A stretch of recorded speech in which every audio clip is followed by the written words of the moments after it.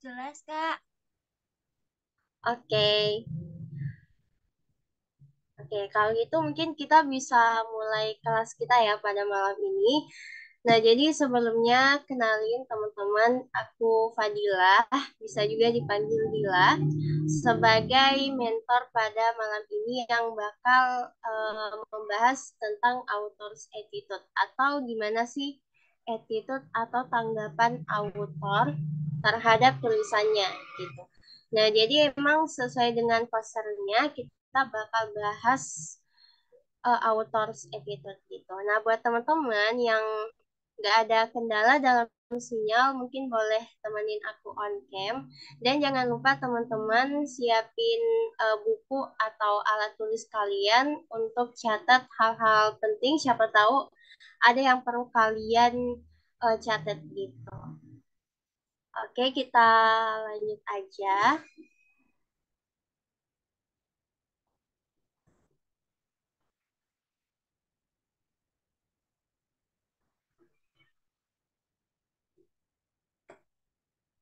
Oke, nah sebelum kita bahas mengenai gimana sih cara kita nentuin atau tahu gitu, apa sih author's attitude dari teks yang kita baca gitu. Nah, kita mesti tahu dulu ya, apa sih sebenarnya author's attitude.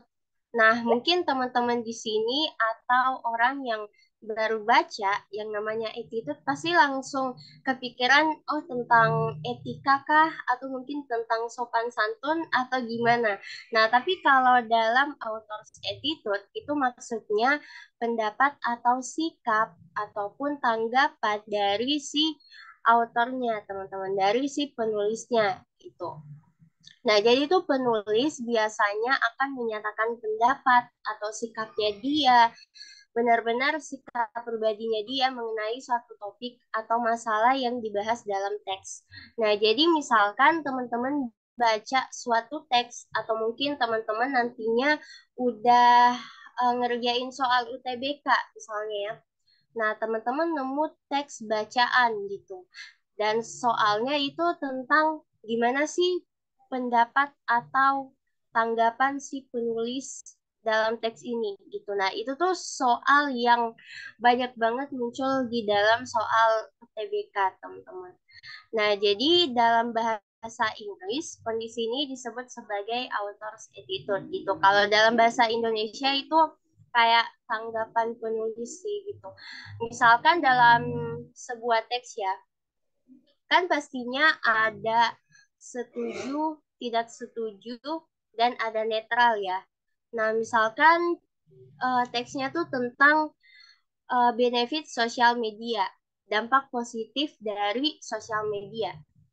Nah, si penulisnya ini dia tuh ingin mengatakan bahwa dia tuh lebih ada di sisi pro, jadi dia tuh lebih ada di sisi setuju gitu. Kalau oh emang sosial media tuh punya lebih banyak dampak positif terhadap penggunanya gitu.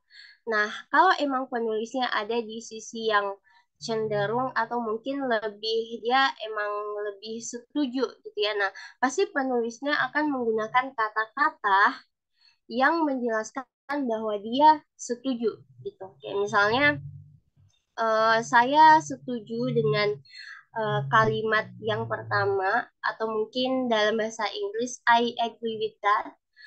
And tapi eh, di sisi lain kalau emang si penulisnya itu nggak setuju gitu, nah maka dia akan menjelaskan kayak dampak negatif dari si sosial medianya ini gitu. Oh, meskipun banyak dampak positif dari sosial media, tapi ada juga loh dampak negatifnya gitu. Nah, si penulisnya pasti akan menjelaskan hal itu gitu. Nah, beda lagi kalau ada di tengah-tengah gitu atau netral. Dia setuju, tapi dia juga ada di sisi nggak setuju gitu. Jadi di tengah-tengah. Nah, maka pastinya kalau kembali lagi ke topik sosial media, pastinya si penulis akan menjelaskan tentang dampak positif dan juga dampak negatif dari si sosial medianya ini.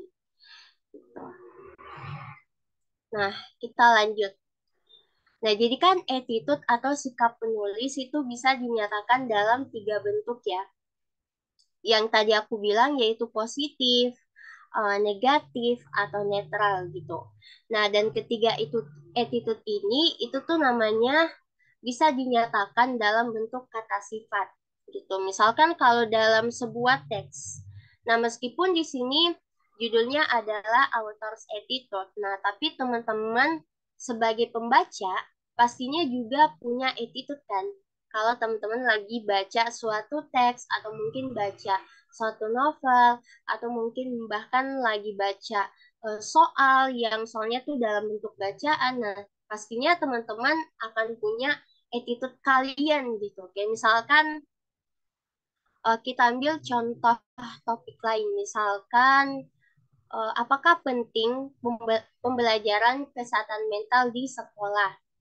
Nah, mungkin kalian sebagai pembaca kita akan menemukan berbagai apa ya kayak attitude yang berbeda-beda gitu. Mungkin ada yang beranggapan oh aku setuju atau aku ada di sisi yang positif gitu. Nah, kalau teman-teman ada yang di sisi positif, otomatis teman-teman setuju kalau emang kesehatan mental itu penting diajarkan di sekolah gitu. Nah, tapi beda lagi kalau teman-teman ada di sisi negatif gitu.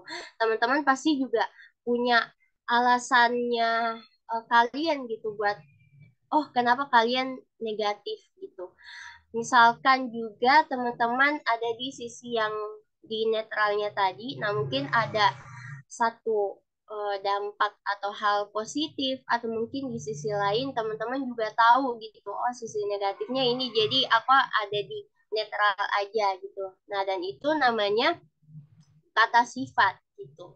Nah, dan apakah attitude atau mungkin apakah ada salah satu attitude yang salah gitu.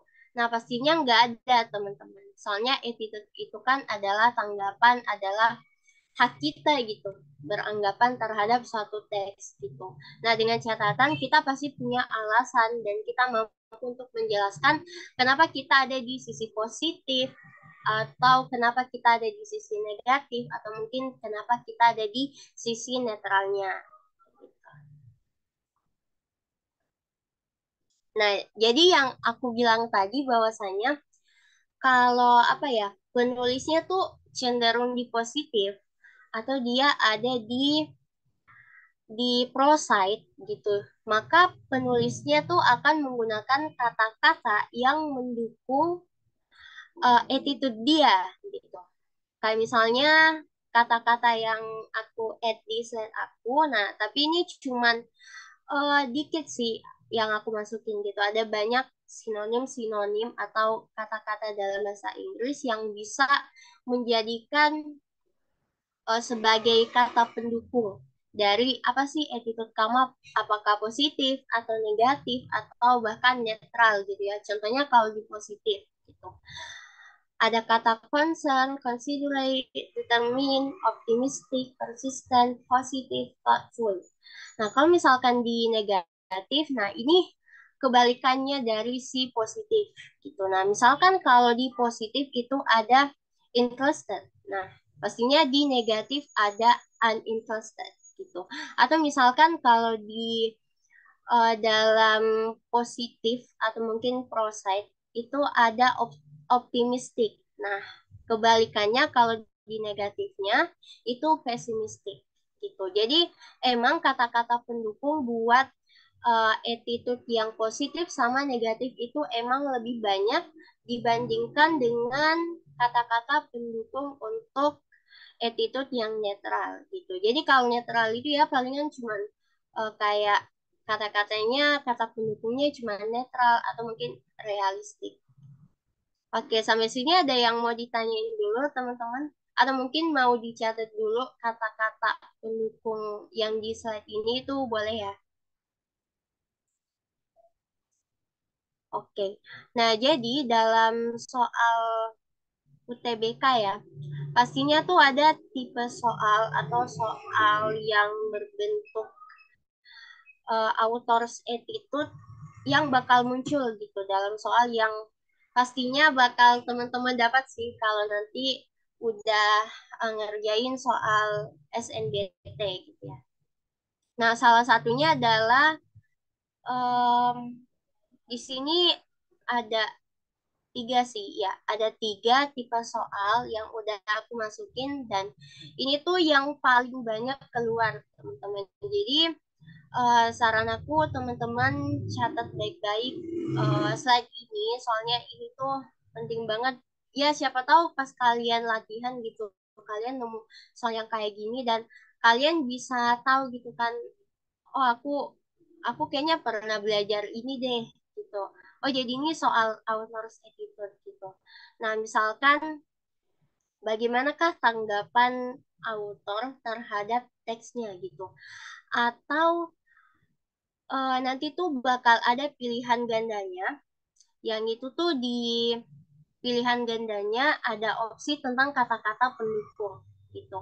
Nah biasanya soalnya tuh kayak eh, kata yang manakah yang menunjukkan atau yang mewakili author's attitude gitu.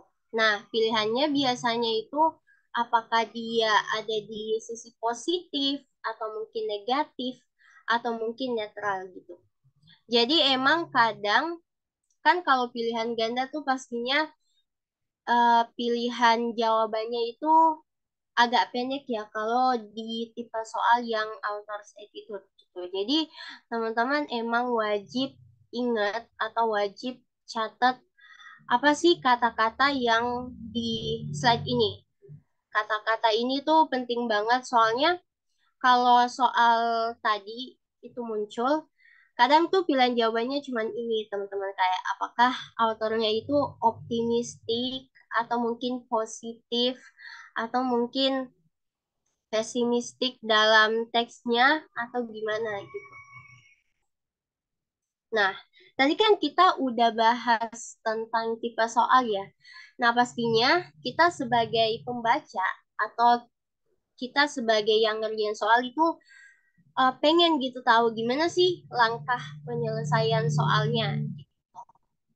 Nah, jadi di sini ada tiga cara yang paling apa ya, paling gampang lah gitu menurut aku yang bisa teman-teman terapin atau yang bisa ngebantu teman-teman gitu.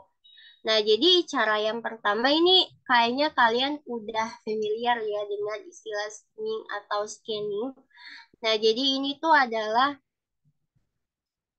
langkah penyelesaian soal yang pertama yang aku bisa bilang tuh ini tuh lumayan worth it soalnya aku juga pernah nyoba dan aku cukup yakin sama jawaban aku gitu.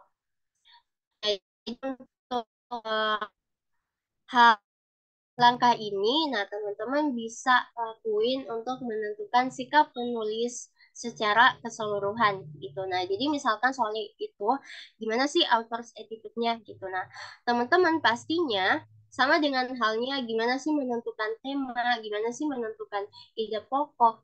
Itu pastinya kita mesti baca semua teks supaya kita tahu gitu, supaya kita paham teksnya itu bahas apa gitu.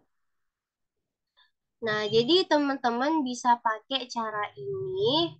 Nah, sementara itu misalkan juga teman-teman mau pakai cara yang scanning, bisa juga sih. Nah, tapi kalau yang scanning itu tuh fokusnya ke menentukan sikap penulis yang terkait bahasanya tuh lebih spesifik gitu loh dalam teksnya gitu. Misalkan kayak gini, di soalnya atau di bacaan soal nomor 5 misalnya. Itu tuh tentang gimana sih cara merawat tanaman gitu. Nah, jadi di bagian awal kalimat itu ada kalimat yang menjelaskan bahwa merawat tanaman itu perlu selalu diperhatikan atau mungkin selalu disiram dengan air yang bersih. Nah, dan itu misalkan kalau si autornya ini setuju atau mungkin dia ingin mengatakan ke pembaca bahwa dia emang setuju dengan opini atau mungkin dengan informasi yang di awal kalimat tadi. Nah, maka di jawaban soalnya, pastinya kan di soalnya itu bakal ditanyain eh, dari paragraf yang pertama, si penulis tuh cenderung positif atau negatif gitu. Nah, kalau emang di awal kalimat itu penulisnya cenderung mengutarakan hal positif dari si topiknya, nah itu bisa kita simpulkan bahwa si penulisnya atau si autornya itu setuju dengan topiknya gitu. Nah, jadi bisa kita jawab mungkin di pilihan jawabannya itu ada kata optimis atau mungkin ada kata positif. Nah, itu bisa teman-teman jawab bagian itu gitu. Nah, selanjutnya nih ada di langkah penyelesaian soal yang kedua, yaitu tadi kan ada kita singgung mengenai adjektif ya atau kata sifat gitu. Nah, jadi misalkan di kata deskriptifnya ini, jadi itu kan bisa berupa kata kerja, kata sifat, kata benda. Intinya baik dalam bentuk sebutan atau penggambaran yang diberikan oleh penulis gitu. Nah, entah itu penggambarannya mungkin dalam bentuk metafor atau mungkin dalam bentuk kata-kata kiasan atau mungkin kata-kata yang sesuai fakta. Nah, jadi misalkan ya kata tersebut bisa berupa verb. Jadi kata kerja. Nah, teman-teman perhatiin semua kata-kata yang termasuk ke dalam kata verb, kata adjektifnya atau noun gitu. Jadi intinya teman-teman perhatiin semua kata-kata yang mungkin sebagai kata deskriptifnya atau yang mungkin bisa teman-teman tandain untuk dijadiin attitude si penulis gitu. Soalnya selain langkah yang pertama tadi, itu kan langkah membaca ya gitu kayak teknik membaca untuk menyelesaikan soal author's attitude. Nah, kalau di langkah yang kedua ini, dia tuh lebih ke kita teliti, teman-teman. Jadi, melatih kita buat teliti dalam membaca soal, gitu. Jadi, sembari membaca, kita juga perhatiin kata-kata yang mungkin bisa kita ambil atau mungkin yang bisa kita tandain untuk dijadiin jawaban, gitu. Misalkan, di soalnya atau mungkin di bacaannya, itu tuh ada kata-kata yang di slide sebelumnya. Nah, ini. Misalkan si autornya itu dia tuh di sisi negatif. Nah, di sini.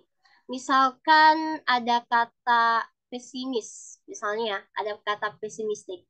Nah, jadi itu kita bisa bilang bahwa si penulisnya atau si autornya itu tuh nggak setuju gitu loh. Dia tuh ingin mengatakan bahwa dia nggak setuju dengan dia menambahkan atau menjelaskan hal-hal negatif dari si teksnya gitu. Nah, dan juga apalagi kan kalau di teks itu sebenarnya juga penulis banyak menggunakan kata-kata kiasan gitu biasanya ya. Apalagi kalau semisal teks yang teman-teman dapat itu adalah teks sastra. Nah, itu kemungkinan besar pasti menggunakan kata-kata kiasan gitu. Jadi emang perlu diperhatikan kata-kata yang penulis gunain gitu. Nah, misalkan lagi nih. Nah, jadi kan di langkah awal sama langkah kedua itu tuh udah dijelasin ya gitu dan kita udah ngelakuin nih langkah awal sama langkah yang kedua. Nah, kalau kita udah ngelakuin dua langkah ini, nah kita udah bisa tentuin apa sih sebenarnya sikap penulis gitu. Nah, jadi misalkan kita udah dapet kata-kata yang bisa kita jadiin attitude si penulisnya dan kita juga udah ngelakuin teknik-teknik membaca gitu. Nah, kita udah bisa simpulin tuh, oh kalau sikap penulisnya misalkan dia positif atau mungkin sikap penulisnya ternyata dia ada di sisi negatif atau mungkin kalau kita baca teksnya itu tuh kayak ada di tengah-tengah gitu. Kayak misalkan yang di topik sosial media tadi. Nah, misalkan di dalam semua teksnya itu kayak seimbang gitu. Kayak misalkan di awal kalimat itu kita disuguhin sama positif atau mungkin dampak-dampak positif sosial media. Nah, habis dampak positif kita kita disuguhin lagi nih tentang dampak negatif sosial media. Nah, jadi itu kita bisa simpulin bahwa si autornya ini ada di sisi netral, teman-teman gitu. Apalagi kalau di akhir kalimatnya mungkin autornya nulis kata sifat yang ada di slide. Nah, yang ada di slide ini misalkan penulisnya itu ada di sisi netral. Nah, dan di akhir kalimat dia tuh nulis kata ini realistik gitu. Atau mungkin dalam bahasa Indonesia di teksnya bakal bakal ada tertulis nah tapi serealistisnya sesuai dengan fakta yang kita lihat bahwasanya memang sosial media itu mempunyai dampak positif dan dampak negatifnya. Tergantung bagaimana kita sebagai pengguna menggunakan sosial media dengan bijak. Nah, kalau kata-katanya kayak gitu, itu bisa dibilang autornya netral, teman-teman, atas topik yang sosial media tadi. Gitu. Oke, mungkin sampai di sini udah paham ya tentang langkah penyelesaian soal. Kalau misalnya ada yang masih dipahami, langsung ketik di kolom chat aja ya teman-teman. Atau nanti kita diskusi sama-sama di sesi tanya jawab. Oke, nah udah ada kata penunjuk gitu atau kata-kata singkat yang mungkin autornya tuh gunain dalam teksnya. Gitu. Nah, kalau di sini aku nambahin lagi kata petunjuk yang lebih lengkap dibandingin sebelumnya. Jadi misalkan si penulisnya tuh lagi apa ya? Bisa dibilang dia bad mood atau mungkin lagi marah gitu terhadap teks.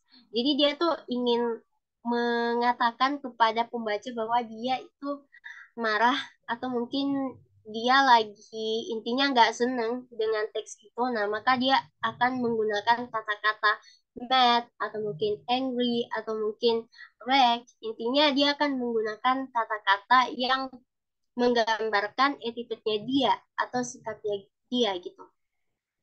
Nah, misalkan lagi kalau dia masih ragu nih, masih kayak belum yakin gitu sama teksnya gitu. Jadi dia ingin mengatakan kepada penulis bahwa dia tuh kayak not believe aja gitu atau mungkin nggak setuju kayak kayak I don't agree gitu atau mungkin I disagree atau mungkin unimportant. Jadi emang kata-kata yang digunain itu tuh udah menggambarkan si attitude penulisnya. Jadi makanya di slide sebelumnya yang di bagian kata-kata deskriptif itu aku bilang teman-teman wajib perhatiin banget soalnya itu tuh kayak udah jadi kata kuncinya gitu loh dari si attitude-nya si author ini gitu. Apalagi misalkan si penulisnya itu dia positif gitu. Nah, otomatis pasti bakal banyak kata-kata yang menunjukkan attitude positif gitu. Pasti bakal ada kata-kata kayak good atau mungkin best atau mungkin wonderful atau mungkin great. Intinya kata-kata yang udah aku cantumin di slide ini itu kan adalah kata sifat atau mungkin kata benda atau mungkin itu kata keterangan atau adverb. Nah, dan ini tuh teman-teman wajib tahu artinya sih gitu. Soalnya kalau teman-teman nggak tahu bahasa Indonesianya, misalkan ya, teman-teman nggak tahu bahasa Indonesianya important. Nah, important kan itu penting ya. Nah, kalau teman-teman nggak tahu bahasa Indonesianya, teman-teman juga nggak tahu ini si autornya setuju atau nggak setuju atau netral ya. Nah, jadi saran aku kalau teman-teman udah istilahnya udah memantapkan gitu pengen ikut UTBK atau SNBT, pastinya teman-teman bakal ketemu sama yang namanya literasi bahasa Inggris. Nah, teman-teman, at least kalian punya basic di bagian kata-kata atau mungkin ya vocab-vocab yang basic lah di dalam bahasa Inggris, teman-teman at least tahu gitu. Nggak mesti fasih sih, teman-teman. Tapi teman-teman setidaknya paham dengan apa yang teks itu maksud dan apa yang jawabannya atau mungkin apa yang soalnya tuh mau gitu.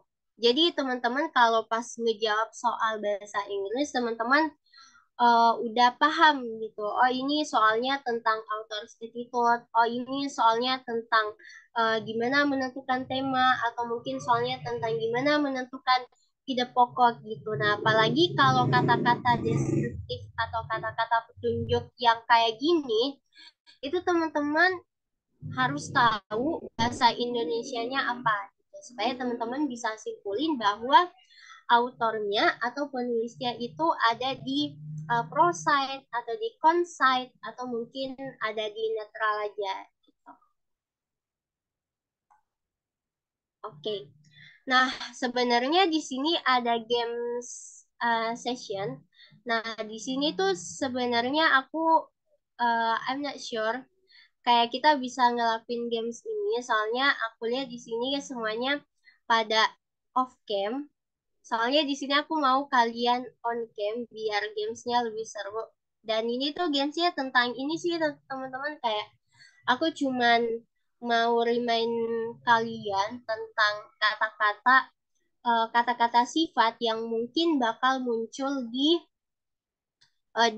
jawaban atau di pilihan jawaban author's attitude gitu. Misalkan kalau seneng bahasa Inggrisnya happy, kalau sedih bahasa Inggrisnya sad. Kayak gitu sih. Tapi aku nggak yakin kalau kita bisa mainin games ini. Atau aku tanya dulu deh, um, yang mau main game siapa? Boleh diketik di kolom chat ya. Kalau banyak kita main games. Tapi kalau enggak kita skip aja ke penjelasan selanjutnya.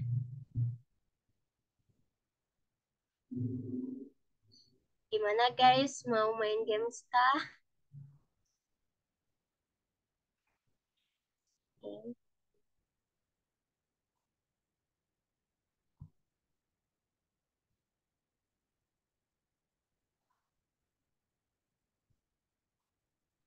oke, oke, kayaknya kita langsung ini aja ya teman-teman.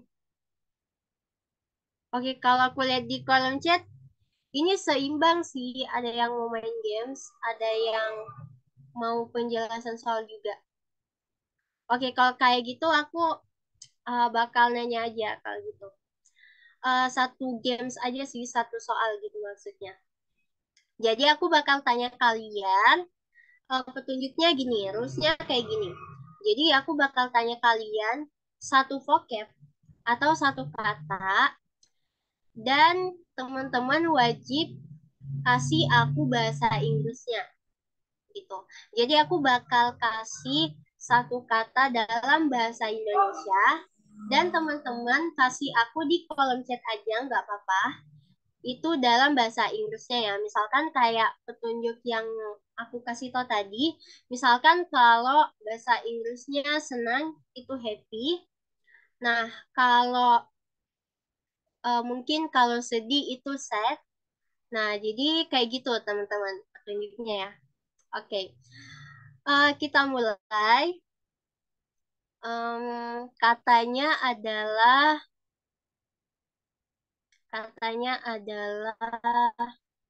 tidak penting. Katanya adalah tidak penting. Tidak penting. Oke, boleh dijawab di kolom chat. Ada loh sebenarnya tadi di slide berapa gitu. Intinya kalau teman-teman emang perhatiin penjelasan aku, teman-teman pasti bisa langsung jawab di kolom chat. Oke, jadi di sini bakal kelihatan yang benar-benar fokus tuh siapa. Oke, masih ada yang mau jawab atau cuman satu? Ada yang mau jawab lagi? Oke,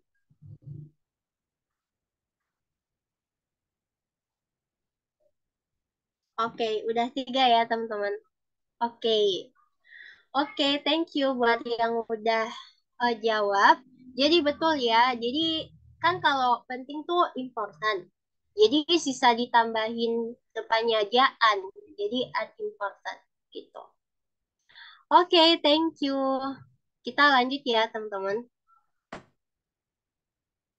Nah, jadi di sini aku udah masukin tentang apa ya bahan diskusi gitu untuk kita diskusiin sama-sama. Nah, kalau ini di sesi ini kalian tuh yang mau jawab butuh on mic teman-teman. Kalian butuh ngejelasin kenapa kalian ngejawabnya A atau mungkin ngejawab B, C atau mungkin D atau mungkin E. Nah, jadi di sini ini tuh tentang AI. AI, AI apa sih itu yang kamera gitu loh, yang buat nge-scan wajah atau mungkin nge-scan foto. Nah, jadi kan kalau teman-teman baca, di sini tuh autornya ingin mengatakan satu satu attitude-nya dia gitu. Nah, seperti penjelasan aku yang sebelumnya bahwa kalau si autornya setuju dengan teksnya, setuju dengan topiknya, maka penulis atau autornya akan lebih banyak menggunakan kata-kata atau mungkin menggunakan kata petunjuk yang dia tuh setuju. Misalnya dia positif, optimis, atau mungkin menggunakan kata-kata yang menggambarkan dia setuju gitu. Nah, tapi sebaliknya kalau autornya dia negatif gitu atau dia ada di conside. Nah, maka dia pasti akan menyebutkan dampak negatif atau mungkin sisi negatif dari si topik yang ada di teksnya gitu. Nah, beda lagi nih kalau si autornya dia ada di tengah-tengah gitu atau dia ada di tim netral gitu. Dia pasti bakal menjelaskan dampak positif dan dampak negatifnya itu dengan seimbang gitu. Nah, jadi ini teksnya bisa teman-teman baca dulu. Mungkin aku tunggu sampai 1 menit ya. Buat jawabannya itu ada di slide sebelumnya. Nah, ini. Nanti aku bakal balikin ke slide sebelumnya tadi. Nah, jadi ini adalah soal dan pilihan jawabannya gitu. Nah, jadi si autornya ini dia tuh ingin apa ya, ingin menyatakan attitude-nya dia mengenai teknologi AI atau kayak teknologi tentang AI picture gitu. Nah, kalau kita lihat atau kalau kalian sebagai pembaca baca teks tadi, itu kalian attitude-nya kayak gimana gitu? Apakah kalian menangkap apa sih autornya ingin sampaikan? Misalkan mungkin bagian B, si autornya itu ada di sisi positif. Nah, kalau kita lihat kan di bagian pilihan A, B, A, B, C itu sebenarnya si autornya tuh positif ya. Ya, shelternya itu ada di sisi positif gitu. Nah, A, B, C, D ini bisa dibilang positif. Nah, tapi kalau yang di bagian E, si autornya dia tuh lebih ke negatif, teman-teman. Soalnya tadi sempat kita mention di slide yang sebelumnya itu ada kata pesimistik yang sebagai kata deskriptifnya kalau negatif side gitu. Nah, kita kembali lagi ke bacanya ya. Nah, oke. Sambil nunggu kalian ngebaca, aku mau nunjuk mungkin ada yang mau nyampein pendapatnya tentang author's attitude pada teks ini, atau mungkin ada yang udah mau jawab soalnya itu boleh ya. Oke, mungkin aku nunjuk siapa ya?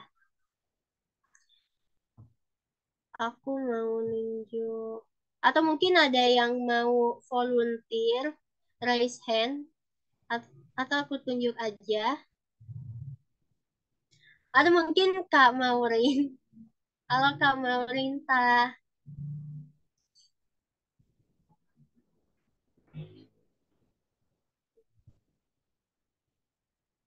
Kak Maureen mau jawab.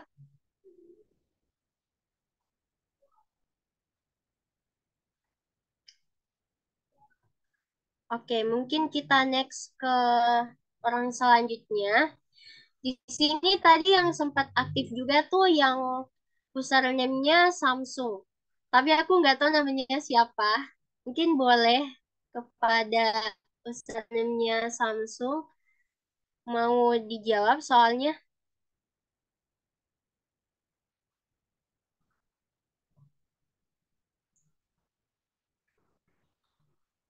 Oke, gimana teman-teman?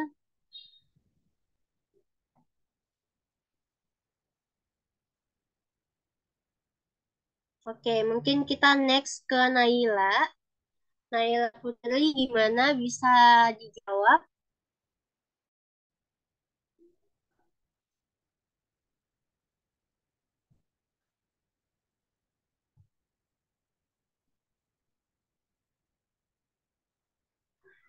Oke, kayaknya nggak ada juga ya teman-teman. Lanjut ke Marsha. Halo Marsha.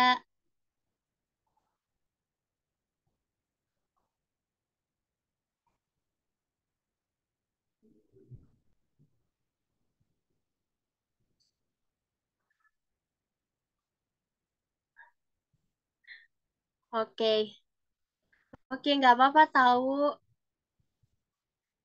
Bahkan nggak apa-apa salah sih. Yang penting berani menyampaikan pendapat gitu. Oke, nggak apa-apa. Oke, mungkin next ke siapa aja? Ke Amanda mungkin. Amanda Cikita Ramadhani. Halo Amanda,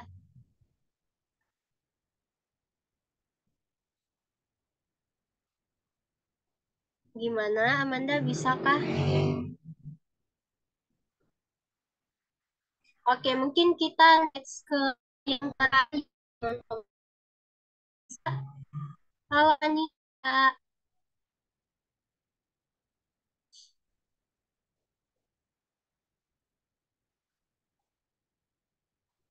Oke, mungkin semuanya masih malu-malu ya, nggak apa-apa. Kalau gitu aku yang langsung jawab soal ini.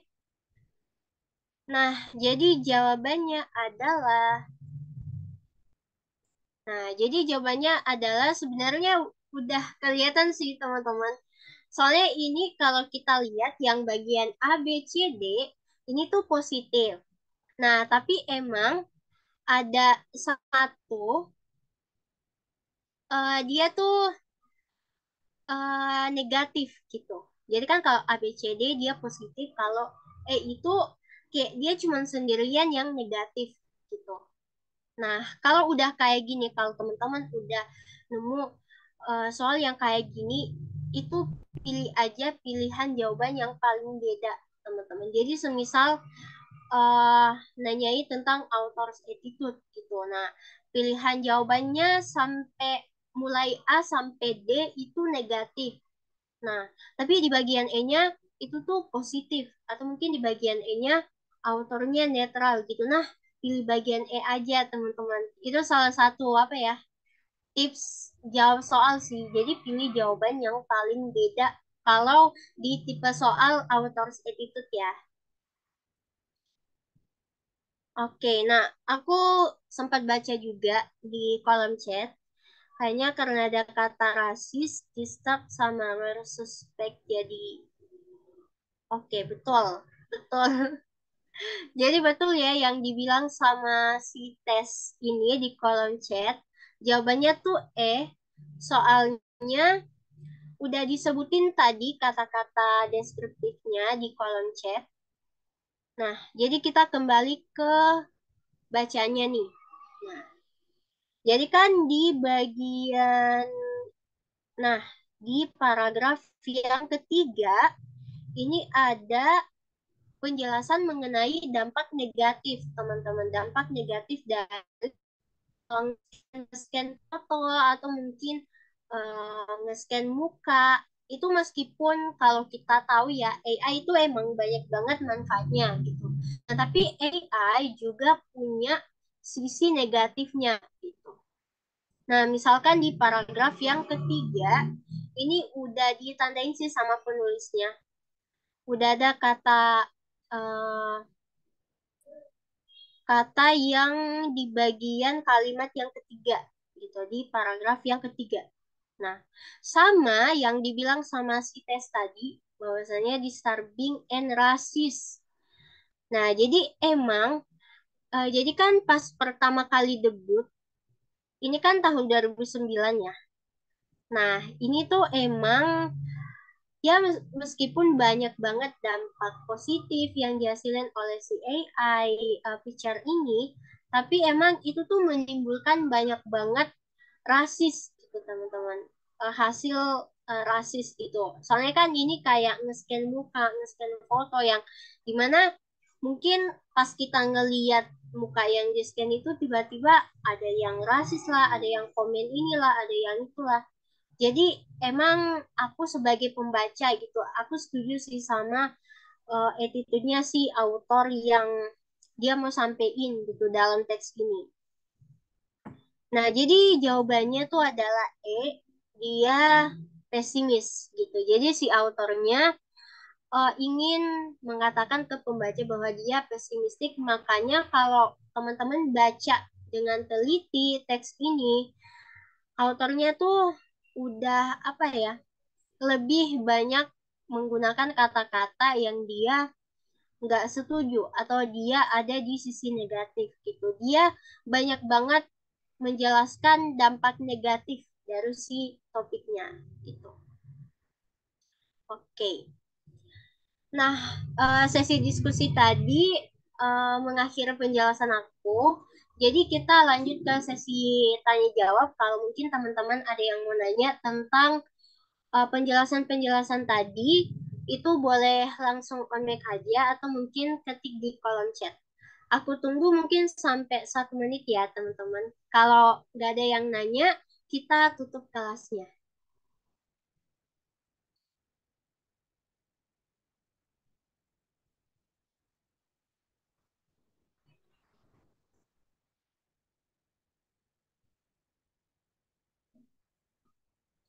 Oke, gimana teman-teman ada yang mau nanya? Oke, aku izin jawab yang pertanyaannya Anissa di kolom chat ya teman-teman. Kak, cara biar paham bahasa Inggris gimana? Oke, nah jadi kalau dalam bahasa Inggris itu ada 4 apa ya komponen penting gitu, atau ada 4 eh, tips-tips yang bisa teman-teman pelajari khususnya pemula gitu. Jadi pertanyaannya Anissa ini lebih general atau lebih luas gitu. Nah, caranya itu kan ada istilahnya writing, reading, speaking, sama listening. Nah, kalau untuk meningkatkan skill writing, nah pastinya teman-teman harus perbanyak perbanyak latihan nulis gitu. Ya nggak apa-apa nulis apa aja teman-teman mau. Teman-teman mungkin nulis diary kalian atau mungkin nulis oh aku hari ini lagi seneng. Nah teman-teman bisa bisa tulis I feel happy atau mungkin teman-teman lagi sedih. Intinya teman-teman tulis aja kata-kata atau kalimat tapi dalam bahasa Inggris gitu. Nggak apa-apa teman-teman mau salah vocabnya, mau salah tensesnya, nggak apa-apa. Yang penting teman-teman latihan aja dulu nulisnya gitu. Latihan dan konsisten gitu. Nah, sama kalau di bagian listening. Nah, kalau listening ini yang paling apa ya, yang paling fun gitu buat kita pelajarin. Nah, kalau listening, kita pasti kan semuanya punya lagu-lagu favorit kita kan. Kita pasti punya lagu-lagu yang sering kita dengerin. Nah, teman-teman dengerin lagunya, tapi teman-teman juga catat kata-kata yang dia tuh new vocab gitu. Kayak dia tuh kata-kata atau kosakata baru yang teman-teman dapat dari si lagunya. Misalkan teman-teman dengerin lagunya Adele. Nah, Adele tuh salah satu penyanyi di Inggris yang aku tuh suka banget sama lagunya. Misalkan di lagunya itu judulnya yang Don't You Remember. Nah, misalkan kata remember gitu. Oh, ini tuh bahasa Indonesianya apa sih? Oh, jadi bahasa Indonesianya itu ingat. Nah, teman-teman bikin kalimat tentang kata remember-nya gitu. Jangan jangan cuman kalian ngestak ke nulis vocab aja, bahasa Inggrisnya kata ini, bahasa Indonesianya ini enggak, tapi teman-teman juga latihan membuat kalimat gitu. Nah, kalau speaking itu teman-teman apa ya kayak ngomong aja gitu, baik itu di depan kaca atau mungkin ngomong sendiri di kamar, itu nggak apa-apa banget. Intinya misalkan teman-teman nanya kayak what do you do, kayak apa yang kamu lakuin gitu, atau mungkin teman-teman bikin pertanyaan sendiri dan teman-teman jawab sendiri gitu, tapi usahain dalam bahasa Inggris gitu. Dan ya nggak apa-apa teman-teman, nggak apa-apa salah-salah. Yang penting teman-teman nyoba dulu, teman-teman biasain speaking menggunakan bahasa Inggris gitu. Pasti bakal apa ya, skill speaking kalian bakal ke improve di situ. Sama apalagi ya, kan listening, speaking, sama writing udah. Oh, sama reading. Nah, jadi banyak-banyak baca buku, mungkin baca novel dalam bahasa, baca buku self improvement ini dalam bahasa Inggris, teman-teman. Bahkan uh, even kalian cuman baca chat yang panjang, tapi itu tuh chatnya dalam bahasa Inggris, itu udah bagus sih. Intinya kalian biasain aja dengan bahasa Inggris gitu. Apalagi mungkin kalau teman-teman malas baca, nah jadi kan kalau nonton film ya, nonton film misalnya, itu kan ada subtitlenya. Nah, di subtitlenya itu teman-teman baca aja, teman-teman. Misalkan si si aktornya tuh ngomong ini, nah teman-teman ikutin aja gitu. Intinya latih terus bahasa Inggris itu. Pasti bakal ini kok, bakal bisa gitu. Oke, mungkin gitu ya Anissa. Aku izin lanjut ke soal yang selanjutnya. Berarti emang intinya paham banyak kata adjektif sama noun yang itu positif atau negatif. Iya, betul banget ya kata si yang username-nya Samsung tadi. Jadi banyak-banyak baca atau mungkin kalian catat kata yang dalam bentuk kata kerja atau adjektif atau mungkin noun. Intinya perbanyak kosakata gitu teman-teman. Nah, cara biar tahu katanya itu yang termasuk positif sama sama negatif sama netral selain di apal. Oke, iya betul betul. Jadi selain di apal, teman-teman juga pahami gitu. Jadi teman-teman udah punya apa ya? Punya bayangan gitu kalau si autornya ini mau jawab atau mau attitude-nya dia positif, kata-katanya tuh kayak gimana gitu. Jadi teman-teman harus apa ya, pahamin kata gitu, kata dalam Indonesia mungkin kata dalam bahasa Inggris. Oke, aku lanjut jawab lagi ya teman. Ada tips nggak untuk jawab cepat soal bahasa Inggris yang soal cerita panjang? Nah, oke. Nah, jadi ini emang salah satu apa ya, salah satu juga soal UTBK. Jadi Kan kalau soal literasi tuh atau bacaan tuh panjang banget gak sih? Kita tuh udah capek di sananya gitu. Belum lagi kita udah baca soal, baca pilihan jawaban. Nah, itu tuh intinya teman-teman baca cepat atau baca intinya. Misalkan ya, kalau dalam kasus menentukan tema tema teks gitu. Nah, teman-teman baca dulu di awal kalimat atau di awal bacaan, habis itu teman-teman langkahin di bagian tengah, habis itu baca di akhir kalimat atau di bagian kesimpulannya gitu. Nah, tapi kalau mau efektifnya lagi, teman-teman apa ya? Nggak baca, cuman teman-teman lihat dengan teliti keseluruhan teksnya gitu. Jadi teman-teman nggak butuh banyak waktu untuk tahu atau paham tentang teks yang teman-teman baca gitu. Oke, aku lanjut lagi kalau baca novel yang berbahasa Inggris tapi nggak ngerti artinya itu gimana ya Kak? Oke, nah meskipun teman-teman baca novel tapi nggak paham artinya, tapi kalian akan mendapatkan atau akan apa ya, mengimprove skill reading kalian gitu. Jadi kan ada istilahnya penyebutannya atau pronunciation yang dimana itu meskipun kita nggak paham bahasa Indonesianya apa, tapi minimal kita terbiasa untuk melihat kata bahasa Inggris itu gitu.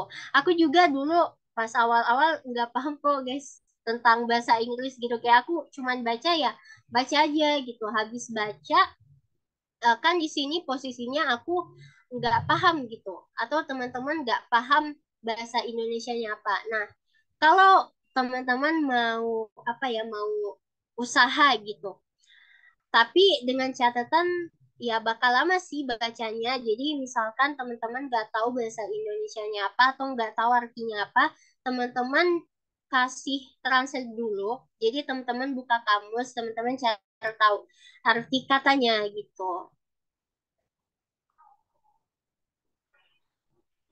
Nah, betul banget yang dibilang sama tes di kolom chat. Jadi, intinya biasain aja sama bahasa Inggrisnya, teman-teman.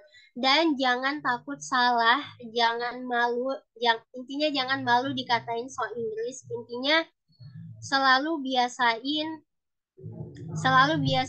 dengan bahasa Inggris itu gitu. Entah kalian mau belajar bahasa asing yang lain, misalnya bahasa Jepang. Nah, teman-teman biasain dengan bahasa Jepang gitu.